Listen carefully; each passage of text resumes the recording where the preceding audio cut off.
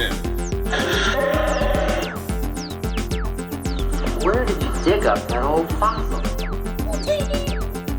Going into Toshi Station to pick up some power converters. That's no move. We're all fine here now, thank you. How are you?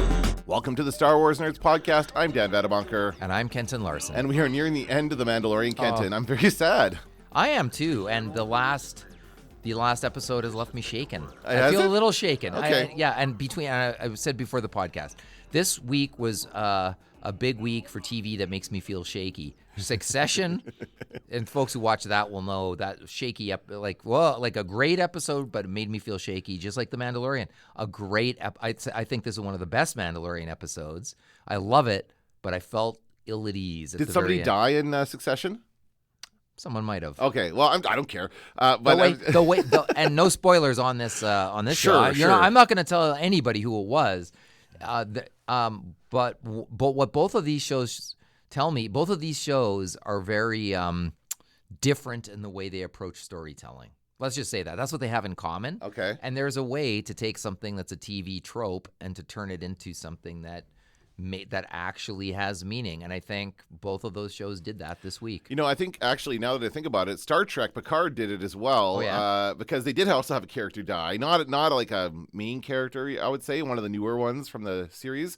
But they also had a big moment when they brought back, I don't know if it's a spoiler. Go ahead. Spoiler. Yeah. They brought back the Enterprise D. They brought back the D, Kenton.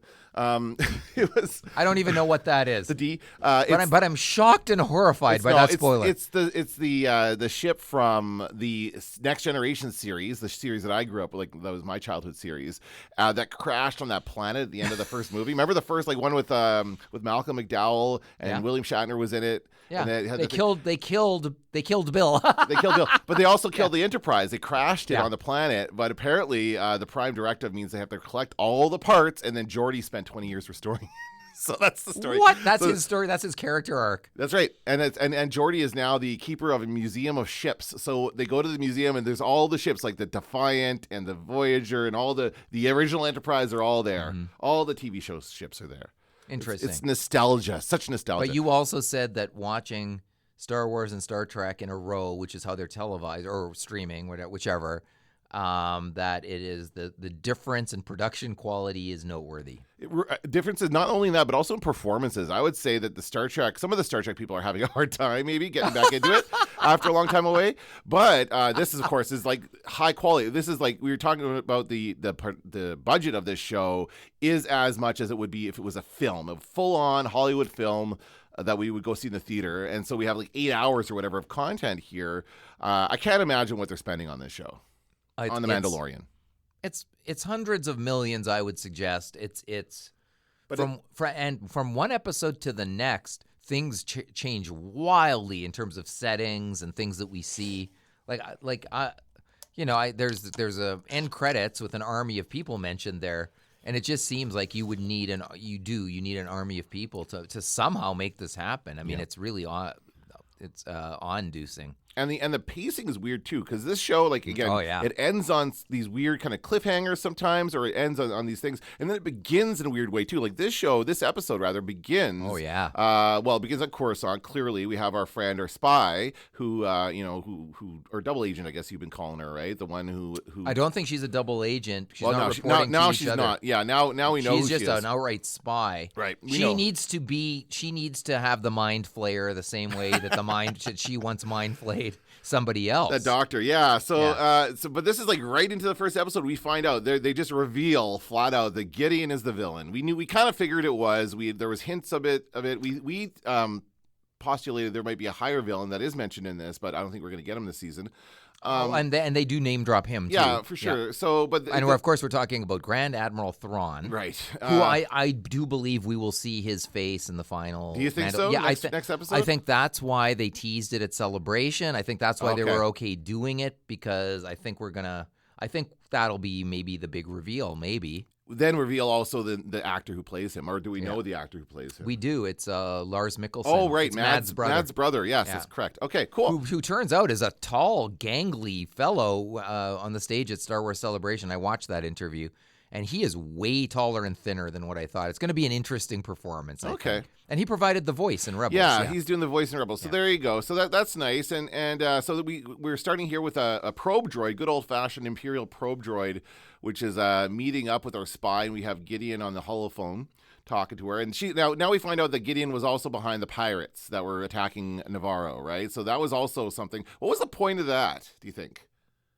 That brought the plot forward one way or another to But what's Gideon's motivation in attacking Navarro? Is this just a distraction or something yeah, like that? I think that's partially it. I also think he well, we learn something later in the episode, but I think he has a beef with the Mandalorians. He always has. Yeah, he always does. will. He's actually more of a Mandalorian fanboy than anything else. He kind of Right. wants to be a Mandalorian, right? Right, that's right. He wants the dark saber. He wants to dress like them. Yep. He, so I think part of it's personal and part of it is a distraction. It's part of a strategy. Yeah. I'd say. And here we are looking at him. We find out he's alive. And I like how holograms work. They work however you want them to work. Pretty much, yeah. It's either you hold it in the palm of your hand or you're in a probe droid. This whole thing with the gates, this reminded me right of it's episode 1. It's those like force field gates that they fought through in that final battle. So that's so cool. Then he comes into this like it's a shadow council. It's like a hologram meeting between all these evil Imperial warlords. And there's, I don't know, like, are these supposed to be people? I know one of them. I knew one name out of this group. There's a second one. Pelion. From Thrawn, who's been is that a character from Heir to the Empire? That's right. Admiral Pelion or Captain Pelion? Yes, and he's Thrawn's right-hand man. Right, He's not as smart as Thrawn, but he understands Thrawn's motivations, and so he's and it's based on Sherlock Holmes and Watson, I understand. Is that right? So he's like the Watson to Thrawn's Sherlock Holmes. Okay. By the way, there is someone else here you would recognize because his last name is Hux. Oh, yes, and of course. it's Hux's dad. It's Hux's Do dad. you know who's playing the role? No. Hux's brother in real life.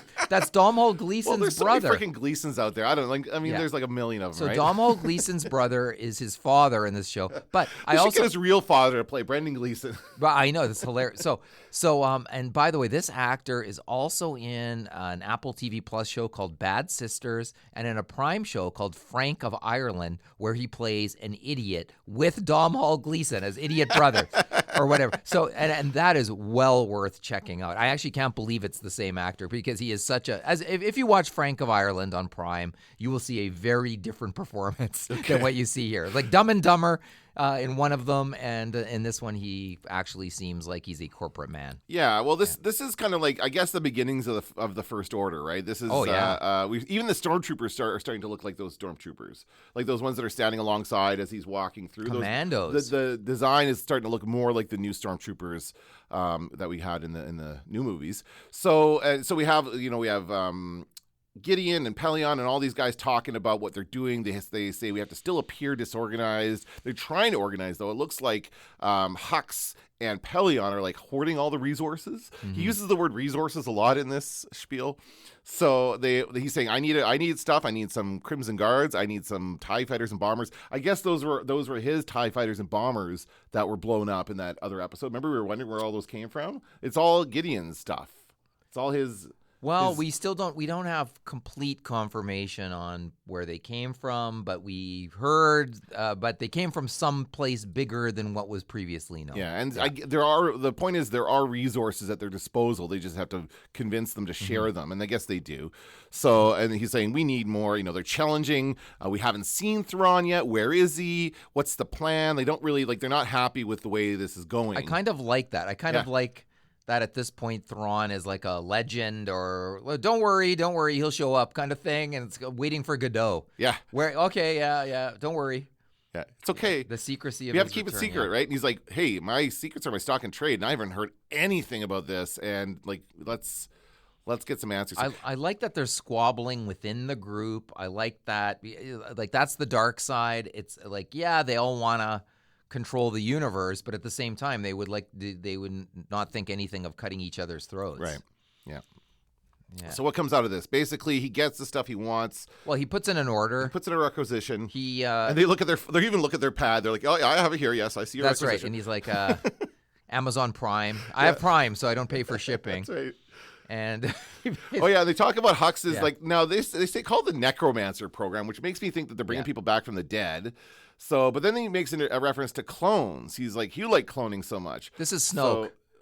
Okay. It's Snoke. It It's has to Snoke. be. Yeah, okay. It's Snoke. It is working on bringing the Emperor back. That's Necromancer, right? Okay, yeah. Like that's got to be what they're talking about. That like where they're and actually we do see some bodies and tanks there when he's walking yeah, through. I guess so. And I don't know. Can we see inside the tank? You don't have to go back. Probably and look, won't. Yeah. But I think that's what we're talking about. We're talking about like this show clearly is going full on with Ahsoka into Heir of the Empire territory. Yeah. We might even see like gasp. We might even see Luke, Han, and Leia together again in this show. I think it's possible that maybe we may not get the Heir to the Empire the way it's written in the books, but we may see sort of a side version of Luke and Leia doing their thing. Honlua, as they're known as. Honlua, yeah. Yeah, that's their couple name. No, I think that we'll for sure get Mara Jade. I think that's inevitable. People love Yeah. Mara Jade too much. We're heading not there, to, aren't not we? to bring her out. So that will be, but she was like a love interest for Luke. That's kind of what she was meant to be.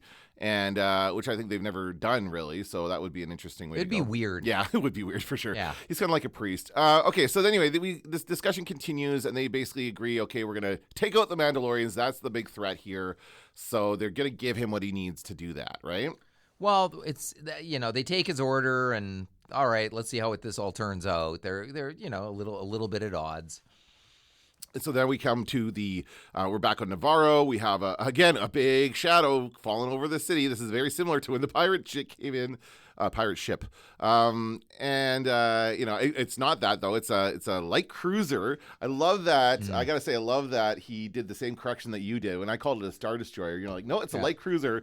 And then his droid calls it a shuttle. He's like, it's a light cruiser. So we're all on board with what kind of ship it is. Well, right, and it does look like I understand the confusion. Yeah, but it's got a big logo Yeah. painted on the bottom of it. Who I did love that, that. do you think? Whose job was it to That paint that actually logo? crossed my mind when I saw this. I was like, man, that would have been a huge, like Chromar printing. Hello, you're never gonna believe this one. I have a decal. Yeah. I have a wrap. Yeah, I have a I wrap need a for the Star decal. Destroyer. But just so you know, it's gonna wear off in cold weather. That's right. Yeah, Yeah. it's going to peel off. Anyway, so there you go. So the Mandalorians have arrived in Navarro. Now, I was confused. I guess the pirate battle seems like it was a long time ago, but they did defeat the pirates, and then they went to get the rest of the Mandalorians, and now they're coming back with all the Mandalorians, not just the hardcore ones. These are the ones who take their helmet off, and now they're bringing these two sides together, these two sides that hate each other, I guess. Yeah. Right. So there's kind of an interesting dynamic going on. All right, here. there's a lot. So we're seeing the armor looking around. There is a lot of strange attention paid to the armor in this episode. Yeah. And I see people online saying, okay, this is called Spies with an S. Yeah. Could it be, and people, I mean, I did this, I a few times I thought, oh, the camera's looking at the armor in a weird way. And when she flies into the clouds later, we see another odd scenes with her. Is the armor a spy for Gideon? Could that possibly be?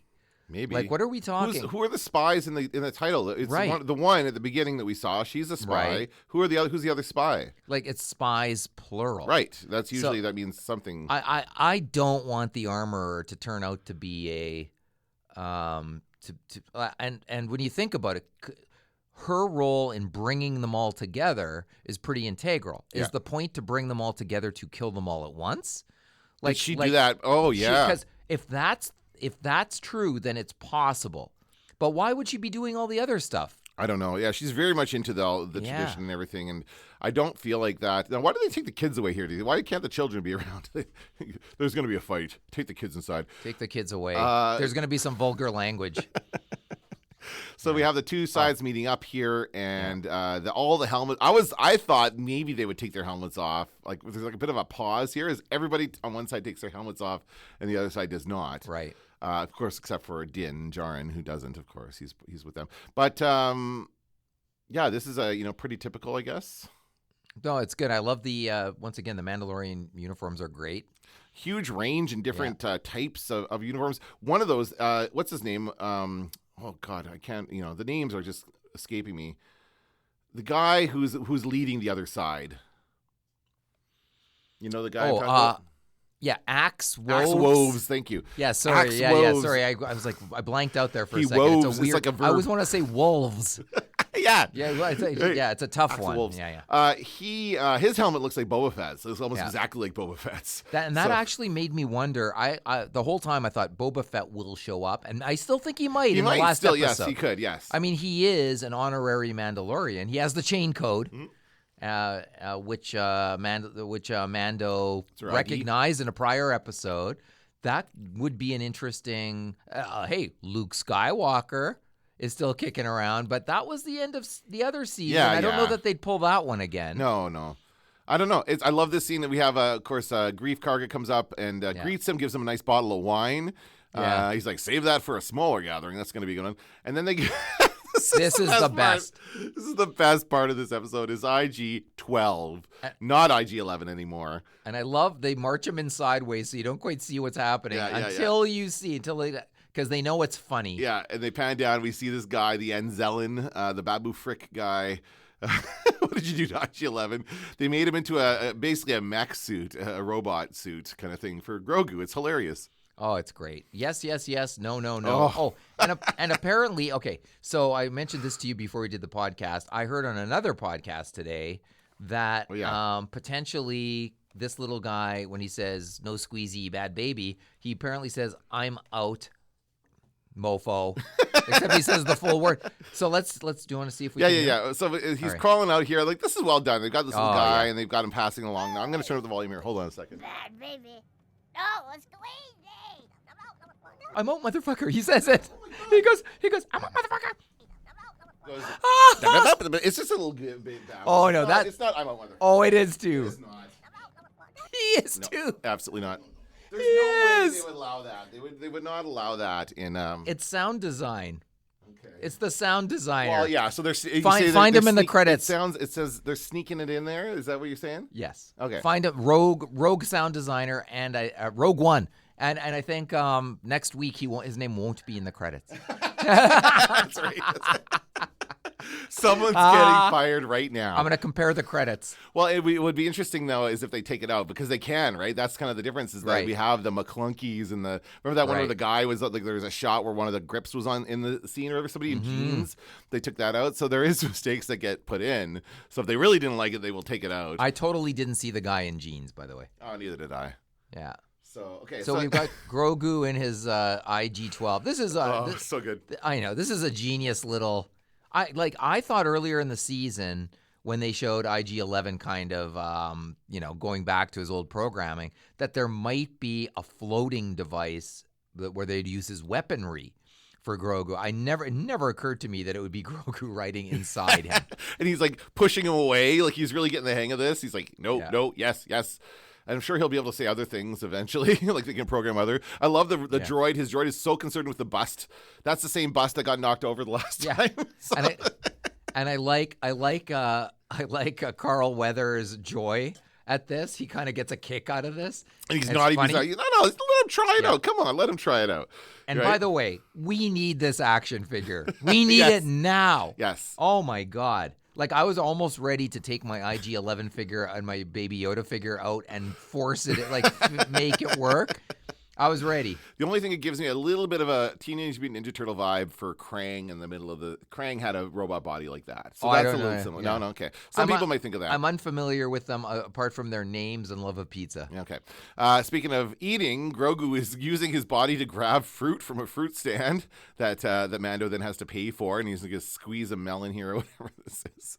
Yeah, it's this just is good stuff. Yeah, it is. It's just like, like more comedy with the suit. He's going to have a hard time with it, but he's not going to give it up. There's no way Grogu's going to give it up. But when you think about it, he is now, if he gets a hang of this, IG-11 was already pretty deadly. Like, assuming he's got all his weapons and stuff that he would have before, plus the Force, Grogu's going to be pretty formidable in this thing. Right, and I think they're saving something up for the finale because I think that scene with the fruit and everything is very comical, but I think we will see him grabbing some military faces or something. Yeah, we're gonna be seeing him using that stuff. Although he does use it kind of in a different way later on, right? Where he steps in. I noticed that this show is very careful. Like a bunch of times I was going like, where's Grogu? Is he okay? Where's Grogu? And each time they give us a shot that shows Grogu's okay. Yeah. Like I think they just picture an audience of children or whatever going like, "Whoa, baby Grogu." Well, it's an audience of where is he?" adults going, Like, "Where's Grogu?" yeah. Well, adults too, but I mean, it would be like mortifying for children if we don't know where he is. So they do a very nice job of kind of he's here. We're lifting him off the ship here. He's running away Yeah. here. Like it's good. Well, also they show Mando checking in with him quite often. Like he's Yes. always worried about him and concerned about where he's like, step back, take cover, telling him to get out of the way because they're obviously in danger. But now we're at the great kind of rallying speech. So Bo-Katan is talking them into going back to Mandalore. She's basically saying we have to go back. We have to park our ships in orbit and then go down and fix things and take the planet back. So she's trying to rally the troops around that. I need volunteers from both tribes, she says. She says there's mighty fine people on both sides, she said. But they're all going to go, but they're just going to take a little group down to scout out and to see what's up. And then they're going to start bringing the colonists. So I guess they're not going to stay in Navarro. They want to go live on Mandalore again. That is the plan. See, and I was actually surprised by some of the volunteers. Oh, yeah? I was. Why would the armorer did volunteer? And once again, there is a weird focus on the armorer here that I think that people have picked up. I picked up on it just watching the show, but I noticed more people online suggesting that we have evidence here that she might have orchestrated, including there's points on her helmet which might come into play later. Okay. So I didn't even occur to me. I do agree that there was some focus on her, like in that shot where she's going back and she's basically like I was so confused about the injured people. We'll get to that in a second. Yeah. But They rushed through a couple of things here. Yeah. That is I agree with you on that. Yeah. Because I thought we were going to see some things we didn't see. Yeah, so we have here. So it looks like she's convinced them. They have a bunch of volunteers. They're all going to go off. I mean, what does Grief Karga think of this? He's like, "Hey, you just got here. Why are you taking off? Like, what about the pirates?" He doesn't know. He doesn't.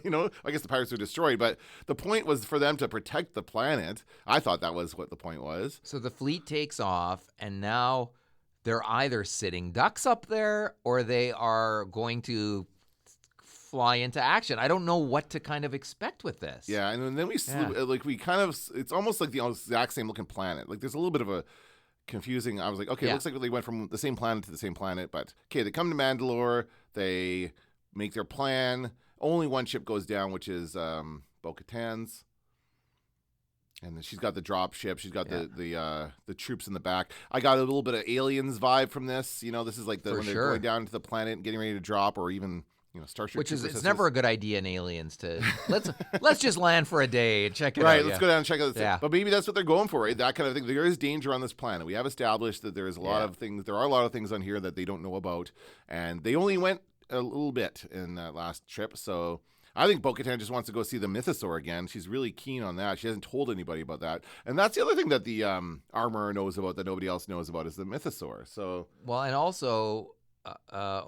This is our second drop ship, by the way, in this season, and they know they have something good because we can't get enough of this drop ship shot. And they seem to be. I mean, even the participants seem to like it because they drop open those doors way too early, and they just sit there, look at it. And, oh, this is worse than I thought. I was here when it happened. So it's very cool though. It is cool to watch these guys drop out. Yeah, it's amazing. And then we see kind of they're going along. They're all looking down. And we see Mando. Okay, they're ready to go. Yeah, this is the money shot where it just down they go. There's Grogu again with IG-12. We need that figure. We need it. Yeah, I'm sure they'll release that. Yeah. That's a no-brainer. I did notice, I was out at Walmart and I noticed there was a magistrate Grief Karga, not a high magistrate. That's right. So I saw that one too. There we go. They're down. They're going down. They have to secure the landing area. So they're kind of cool. like they're boom. This shot is awesome. They both land. They land on the ground, and they have to kind of fan out and make sure everything's safe. And then the ship comes into land. Right, and that's fine. I mean, there's like nothing around right now. So the fleet right now is in orbit, right? Yep. And once again, sitting ducks, maybe not. Maybe. I don't know. It's so hard to know where that. We don't know where the danger is at this point, Right. right? They don't know. I mean, they don't really know anything about Gideon at this point. They're just coming back to see what's left on their planet. Although I guess, Bo-Katan knows more about Gideon than she tells us later. And also, they're going to take it back from all of the creatures and everything that. The spider creatures and all that stuff. Yeah, so there's that going on. But they do find other people here. I'm going to fast forward a little bit just to get to this part here. They do find there's like a big, like a sail barge. I love it. A cool looking land ship, I guess you could say, that they find. I don't think we've seen. There hasn't been much in Star Wars that looks like this barge. It's pretty cool. Like maybe Jabba's barge a little. Yeah, that's what I thought about. Yeah, definitely Jabba's barge. It's like a big, big ship that kind of rolls along, and it's basically the survivors. It's the ones who stayed on Mandalore, who were like, didn't go anywhere. They thought and apparently they thought the war never ended. They thought they never surrendered, but it turns out they did. So we have this. I guess that's revealed later. But the basic thing of this is that. These people stayed behind. They've been surviving this whole time. Where do the injured thing, like, how are those people injured? Or are they starving, or what is that? Well, they're not doing well. They said, "Do you have food?" And they Right. go, "Yeah, we do." So they're not doing well. They're on the barge, and then they get attacked. But it's also unclear. I thought when I saw that creature, that's the mythosaur. Is that the mythosaur? No, I don't think so. It's just another big large creature. monster. And honestly, I got a little bit bored during that. I'm tired of the monsters in this show. What? I'm tired of them. It's another monster. I don't. But it wasn't really. It just gave them a whack. It just smashed their ship. It just broke the ship, so they had to walk. I thought that was just a minor part of the episode, but when I first saw it, I thought, then now we're going to meet the mythosaur when the ground started. No, it was just a thing. It was just coming a distraction to keep us. The real issue were the Imperials, I guess. I noticed the easiest way to get people on your side on this show is to say you were right. That's right. Which, by the way, in real life is the hardest thing to ever hear. Nobody says that in real life. No. Yeah. So if you can get one of those in a lifetime, I'd be surprised. So now they decide to take these the people who need medical attention. Some of these survivors need medical attention. They need to take them back up to the ship. The armorer takes them up, and then the rest of them keep going to. So this is the conversation where Mando basically pledges his allegiance, right, and says she's like having doubts about being a leader. She's having doubts about this because of like everything that's happened, and he's like, no, you're the one. This is why I'm behind you, and he kind of like reinforces her leadership, really. Yeah, and I think it's great. He does it. He's just like, you are awesome. Keep doing what you're doing, and I'm here with you, basically. Yeah, this is good. I love all of this stuff. Like, I think this episode does a great job of setting a tone. And, like, even just seeing the pictures now on the screen, it's just, like, dark and brooding. And, like, all indications are that this is going to be a treacherous journey. It really reminds me of Empire Strikes Back in terms of tone. Yeah, I guess. And even in terms of storytelling. Yeah. I do get there's like the Mandalorian culture is just throughout this whole thing. Yeah. So and they've done a great job of building that up and making us feel like we understand it.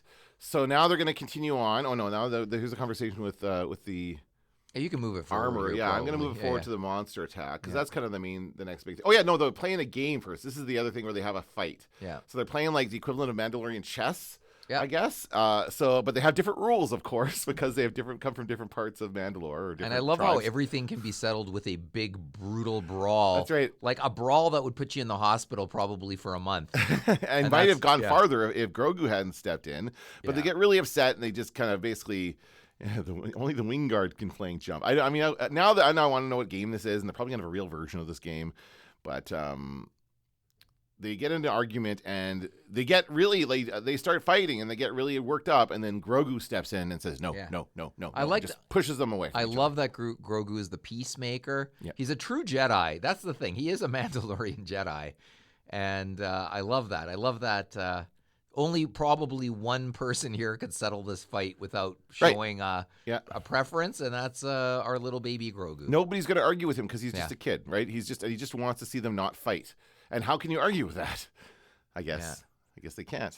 This is just a really cool ship, and I notice sort of as you watch The Mandalorian, or as I watch it, I think, boy, this is really like even when there's people discussing things or standing watching something, it's always compelling, and I think there's a cool factor to The Mandalorian that we were kind of missing from Star Wars in those sequels, like this is cooler than anything that we saw in those sequel movies. Yeah, you know? and actually, what you remind me of is later on when they hear jetpacks, right? So then all you hear is jetpacks. Are those Mandalorians?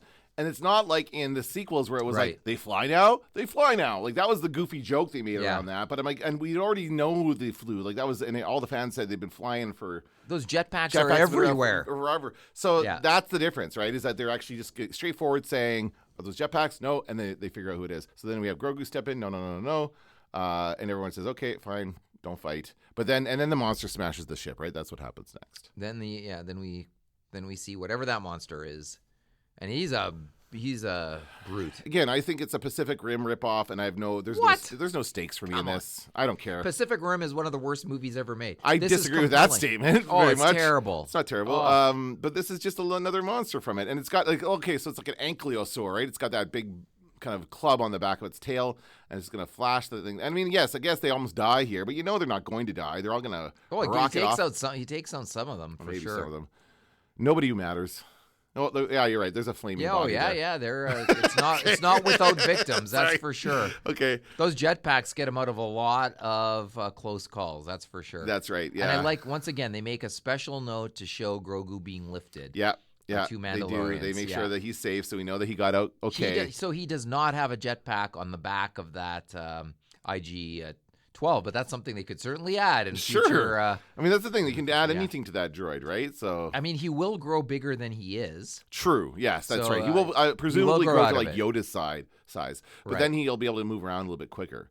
So I just kind of wanted to be in the room where they were like brainstorming ideas of how to get Baby Grogu to move around faster. Yes. Right, because that was the problem with him, and not have him be in the pod all the time. And they give us the hilarious sort of thing leading to it earlier in the season where he's walking across the sand and the camera stays on him almost in a painfully long amount of time as you can see how he's struggling. Yeah. So you can sort of see like, yeah, we solved the problem.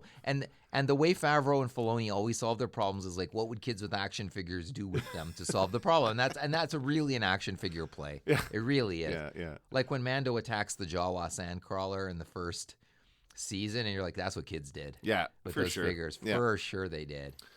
So now they've gone down to they're down in the forge, the Great Forge, Yeah.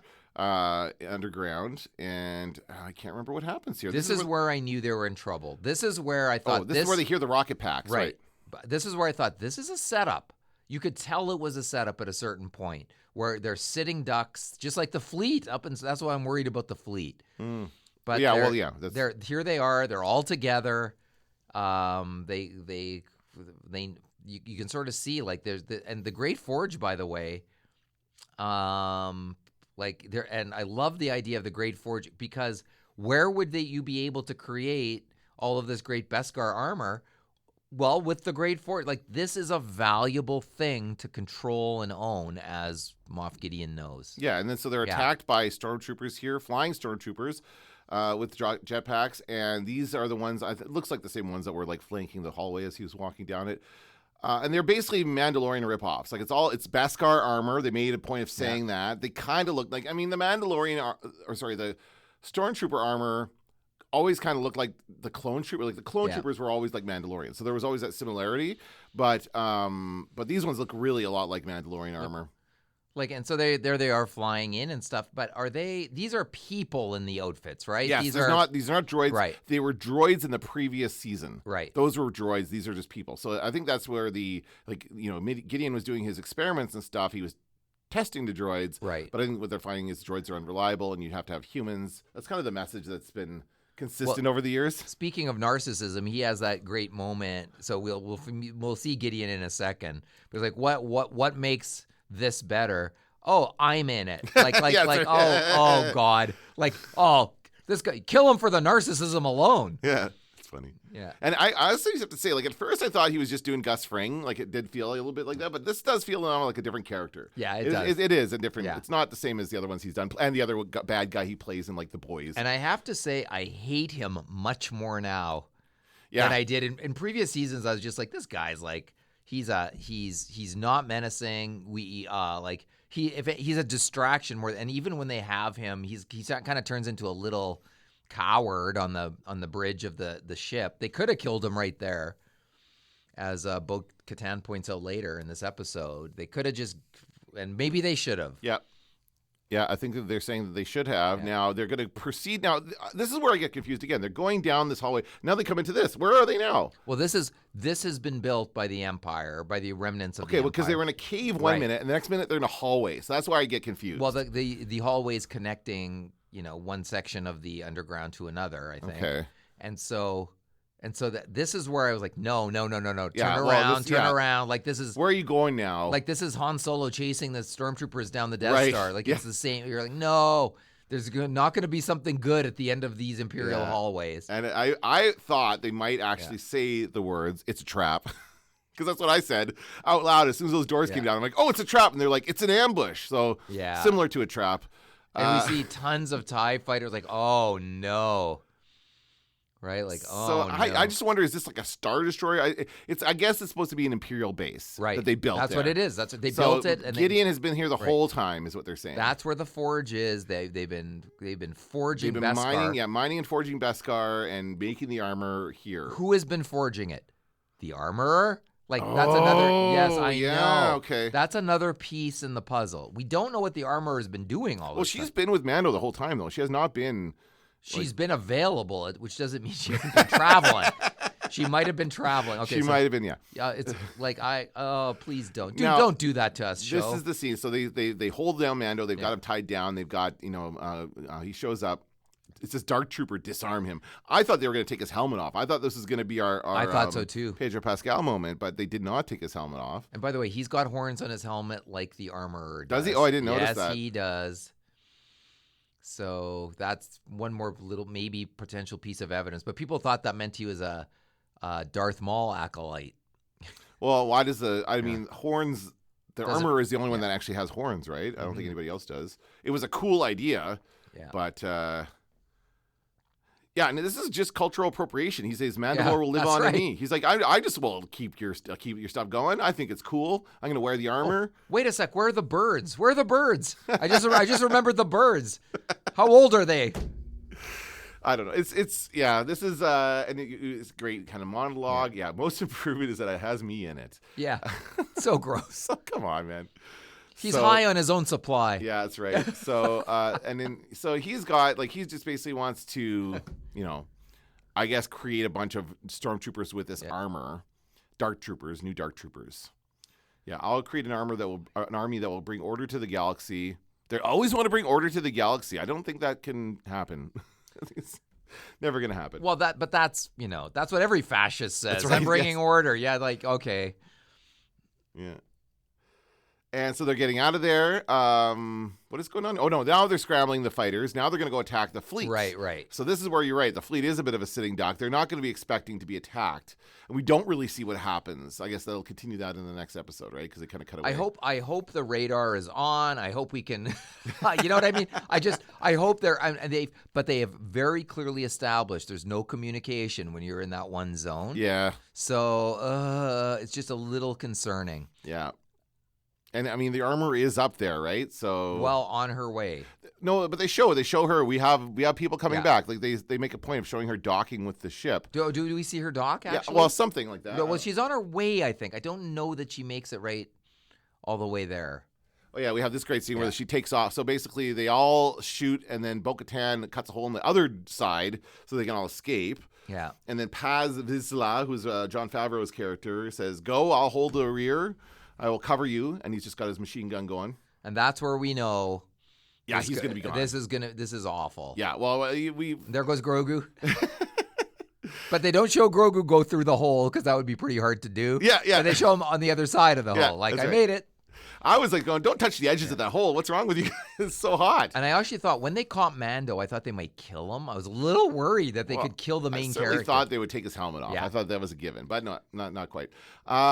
This could have really wrung our hearts by showing us Grogu's scared face too. Yeah. But it didn't go. It didn't go over the top. Yeah, and I get what they're trying to do with this, but I don't feel like I just don't care enough about this character to feel anything at this moment. Bo-Katan? No, Paz Vizsla. Oh, Paz. I don't. We learned he has a son. Yeah, I we don't learned know. he's growing. His Still kind of a character is showing dick though. growth. He's a jerk about the game. Like I don't like this character, and I'm not sad that he died. He has PTSD from the attack in Oh, yeah. Mandalore. That's fair. That's true. yeah. Like I think that's. I think they're showing sort of how the Empire has splintered. Yeah, for sure. And by the way, he goes out like a champ here. Well, he kind of does, but he also gets beaten very easily by these Crimson Guards. But they're like the ultimate armored badasses. Yeah. And like when we see them, we kind of know, well, it's been nice knowing. Like even here, so he's still fighting the stormtroopers. Dark troopers dressed in white. And he so we think, and I thought here, okay, he's done it. And that's when, and you even hear the music tells us like, oh no. And these are definitely sequel Crimson Guard and not the original trilogy, because those guys just stood there and did nothing. This is Praetorian Guard. This is Praetorian Guard. These are the guys who like fought Rey. Oh, same kind of guard who fought Rey and Kylo Ren. They guarded Snoke, right? Yeah, so somewhere around here is Clone Snoke, maybe, or maybe the first iteration. But I just feel like they just beat him. It's just way too easy. It's like, oh, one stab, boom, two stabs, there you go, and he didn't even he fought against the stormtroopers well, but this is just too easy. I thought. Well, no, I mean, these guys, they barely move. Each movement is carefully considered and choreographed. And I was hoping they'd let him take out one of them. He had one of them by the throat there, and I was like, oh, come on, let him at least have one, or whatever. And what this does is it sets up these three guys in red as the ultimate badass. Right. It's like you better be on your game.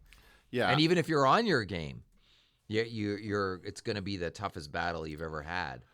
Yeah, you're right. It does set up those guys as being the tough ones to beat, because who else can beat the Mandalorians? Certainly not Gideon. We've determined that he can't fight them on his own. But now he's got the new armor, and but so where are we now? So we still have they're going to be under attack up in the orbit. Yeah. And Mando's taken away to some cell somewhere. The rest of the Mandalorians escaped except for that guy. Mm-hmm. So they have to rescue Mando and then get back up to orbit and save the rest of them, basically. It's going to be a no holds barred battle, and this one really ended on a down note, like, oh no, we are in peril here. And it would not surprise me. I don't know. I think the finale could go one of two ways. Either a great victory, we overcame the odds, or an Empire Strikes Back ending where maybe Din Djarin is still being held. Maybe we got to wait till the next season to see. Oh, man, that would be... Oh, it'd be so hard to deal with because it's, 2 years between seasons. Well, we'll see. I mean, they're... What's the next one they said? They've already announced the next one? They announced a Mandalorian film, but they didn't say when. And the big But the next finale. series is Ahsoka, which is August. Yeah. So probably elements of this will be picked up in August in Ahsoka. I think, my only prediction for the last episode, I'm relatively certain we'll see Thrawn. I think if it wasn't so close, I don't think they would have teased it so much at Celebration. Okay. I don't think they would have given us as much as they did. Did they? Okay. Yeah, that's fair. And they would say that. It would be a similar reveal as the Luke reveal. Although we would be expecting this. We were not expecting the Luke reveal. Right. Right? But here's the other thing. You want to watch thing. the Bad Batch? Just go to the Bad Batch. Yeah. No, thank you. I don't want to watch that. Yeah, Bad Batch ends after season 3. We also learned. Once this show ends, I'll finally go watch the Bad Batch episodes. When I need a Star Wars fix, rather. See, I made it through the end of the Bad Batch. It definitely is not my favorite season. It's not my favorite show. They're doing one more season of the Bad Batch, and I should also say one of the episodes and one of the ones you haven't watched is better than usual. Okay, I'll good. say that, but overall, if I was a kid, I'd probably like it more. Yeah, of course. Yeah. That's what it's meant for. But I know adults who love it, and that's fine too. But I just don't. To me, it's the live action I find most meaningful. Sure. In Star Wars. But do you have any predictions for the last episode? Well, I agree that Thrawn will show up. I just didn't we kind of were hoping he would be the bad guy this season. I didn't realize that it's gone so quickly. These 8 episodes. So we do have to have kind of the conclusion coming, and we know what has to happen in order for it to make a story that will be satisfying, but I think we will lose someone else along the way. You could be right about the armorer. She could have more to play here. I don't want her to be a spy. It kills me. Or she will die, or she will be killed. That could be it as well. She could sacrifice herself to save somebody or to do something. There's something else too, and I thought, okay, the only thing that could take out that base is the mythosaur. That's the only thing. Yeah, and it's underneath, right? And it's underneath. yay or nay? Will we see that in the last episode? No, I think that was a tease for a future season. Oh, I don't think we're going to see the Mythosaur. Killing I'm us. done with the monsters this season. okay. What about what do you think the odds are on Boba Fett showing up? Oh, I think it's it's a decent. possibility. I mean, it's all it Yeah. is a quick. I mean, I would love to have him go back to Tatooine and visit what's her name and her crew again. I miss what's her name, Amy Sedaris. So Yeah. I almost had her Star Wars name and I lost it. So anyway, if they went back there, they would have to get Boba Fett. But right now they're in this situation. I don't see them leaving Mandalore to go somewhere else at this point. Boba Fett, Cobb Vanth is still in play. That's right. Those two could rescue Mandalorian. Are It's we possible. Well, are we ever going to get a second season of the Book of Boba Fett, or was that just a one? I don't know. Because there's more they could tell there. There's Oh, more yeah. they could say. The second season has to be Boba Fett needs to confirm whether Mace Windu is alive or dead, right? Yeah. That's a good one. That's a good Yes, season. he's going after him. Yes. Yes, that is a good season of Star Wars That's right fair. there. I'm telling you. Yeah. Because of course Samuel L. Jackson's up for it, Oh, so sure it he could is. be. Yeah, this could be really good. But we saw Luke already save the day. I don't think we're going to see him save the day in the finale. It's possible. I don't think so. No, I don't we still think have so. Han and Chewie and a Millennium Falcon flying around. No. I think There, the big but- reveal is going to be Thrawn. right. I think Thrawn's going to Yeah. be the thing. Yeah. I think so, but I do think, how does Din Djarin get out of there? Let me go all in and go. I think Boba Fett and Cobb Vanth. I think because one more visit to Tatooine, haven't seen too much Tatooine. No. I think I'd like to think Baby Grogu rescues him somehow, kind of like he Potentially. did for the other thing. Or no, he just went and got help. He didn't rescue him. Well, that's the thing. Baby Grogu's still a baby. He does have a special touch with animals and creatures, as we've learned. Like the Rancor was one thing, a Mythosaur would be something else. Yeah. So that's still in play too. He does have a connection with Luke Skywalker.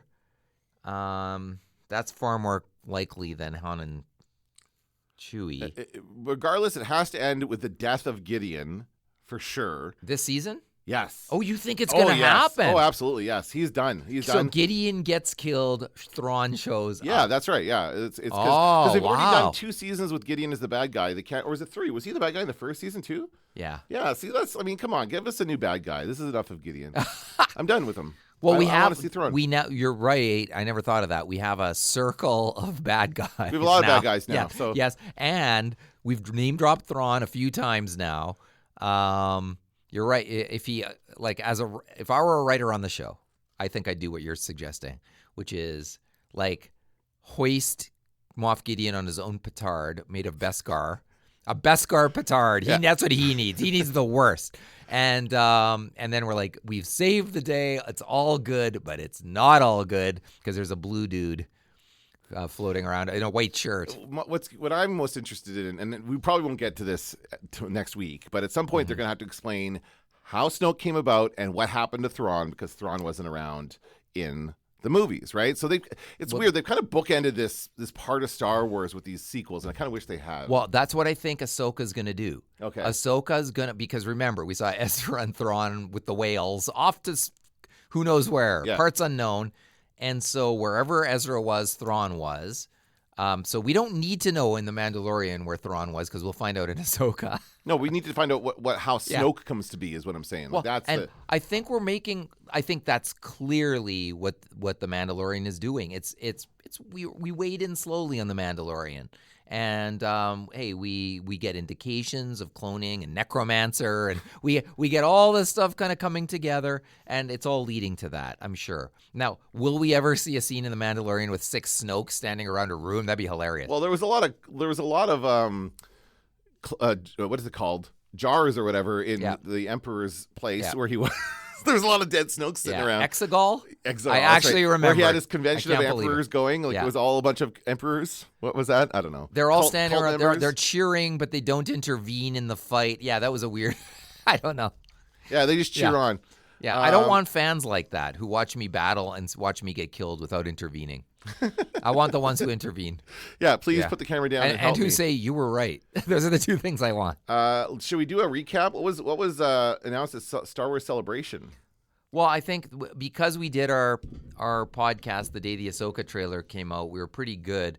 They announced the final season of The Bad Batch is season 3. They announced 3 new Star Wars movies, which we talked about. Oh, in the Andor last season podcast. 2 got a new teaser? Yep, but it's not public. Okay. And similarly, there was Skeleton Crew footage. You can see a little bit of it leaked online. Acolyte, a little bit of it leaked online, but there's no official one. Lars hanging on Mikkelsen to that. returns Yeah. as Thrawn. Yeah. So that's good. I think.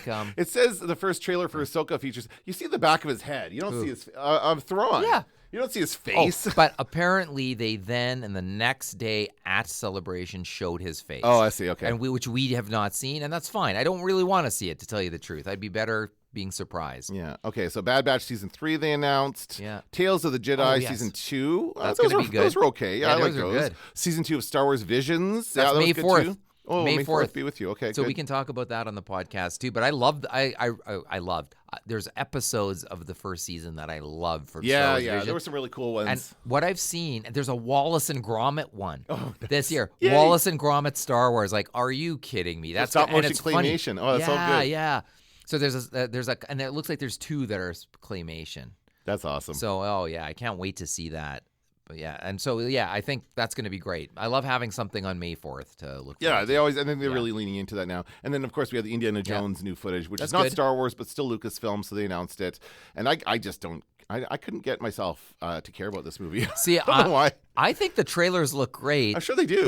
But I am very scared about anything involving time travel. Like, yeah, that's. like, I don't know. like I don't if know. that's what this is, it may not. It may not be. just be a chance to change the past without actually. Yeah. Like, I don't want to see Indiana Jones traveling and meeting himself No, in the past. That's no, that's I not. don't want that. We don't need Back to the Future. We don't need the old villains from the old movies and CGI versions of them, like faces. Yeah. Although the face melting guy would be cool. We don't need to see him behind Chuck Berry. I watched. writing. I watched. It's funny, actually. I watched Firefox the other day. Have you Oh seen yeah, the film with I've Clint seen Eastwood? it multiple times with Clint Eastwood. One of my dad's favorite films. It's a great I watched film. It, I love it. There are two villains. One Star Wars villain, and one of the admirals. I don't remember which one. Oh yeah, Is the Russian? He's the bad guy Russian. It might have been from Return of the Jedi.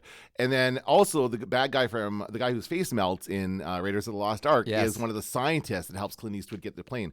So I thought that was kind of cool seeing. And they would have been right around the same time. It was like 1982. So right when those 2 movies were being made. It's just cool to see that kind of stuff. I went to see Firefox in the theater Oh, as wow. a kid, and I enjoyed it then.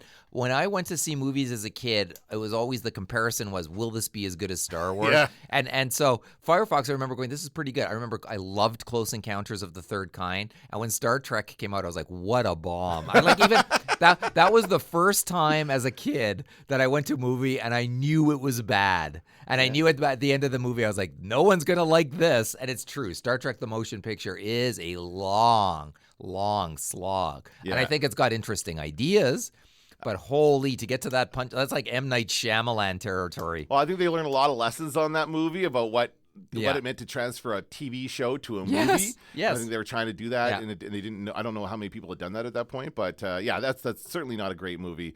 But yeah, Firefox is awesome. What I like about Firefox is it's abrupt beginning and ending. They both like starts super quick, just jumps into like he's being chased by a helicopter, and then at the end he just flies off, and that's it. Yeah. Presumably he gets the plane back to the States, but you don't find that out because No. he just flies. He kills the other evil plane and then flies off, and that's the end of the movie. So. And it actually reminds me of another great film about flying, which is Blue Thunder with Roy Oh, Scheider. I love that. Yeah, the helicopter, yeah. Yes. Yep. 2 great movies about flying machines Yeah. or whatever, played by great actors, like who would be, Clint Eastwood would be great in Star Wars. Oh, sure. And the late Roy Scheider, who in Jaws is just so freaking good. And he's basically playing the same character in Blue Thunder. Yeah. Where you're like, I mean, it's so he good. kind of became that persona. Yeah. Like that's his, he did it in Jaws, but he just did it in everything. Like same with, what's the other movie he did that I saw him in recently? I don't know. I see him all the time. He was in everything in the 80s, 70s, and 80s. Him and Richard Dreyfuss, and Robert Shaw, for that matter, great character actors who you see pop up in movies. And like, if they're in the movie, there's going to be something good. Is there no talk to bring back Jaws as a franchise?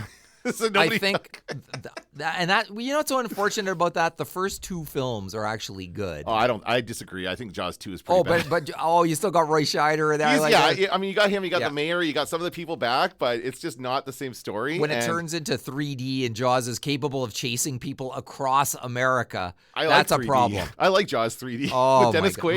Michael Caine. No, that was the 4th one. That was the 4th. What, that was the Revenge. 4th? Yes, that was the one that. I thought he was in 3D. No, that was Dennis Quaid. Well, it's all about the Mando for me this week. Yeah, it's just of course. it's so great. Yeah, it's such a good show. And so now we have one more episode. We're going to see, of course, where this goes, and then have a bit of a lull, I guess, until Ahsoka starts. But hey, that's okay. I thought everybody, except for Star Wars Visions, which is something in between. But I thought all of the people who are bitching and moaning about the previous week's episode about Lizzo and Jack Black, that I knew you could tell that was a palate cleanser. Right. That was a Yes. wacky, silly episode in advance of the dark episode. Right, yeah. And that's partially what made this one work so well, is people started going, this is just a silly season. There's nothing important happening. And it's like, just when you least expect it, you can never count out the Mandalorian. Yeah. It's always going to bring you back. Absolutely. Well, that's going to do it for this episode of the Star Wars Nerds. We'll be back next week to wrap up the final episode of The Mandalorian. I'm Dan Vadabonker. I'm Kenton Larson. Don't let the Force hit you on the ass. This had better work. That's no moon.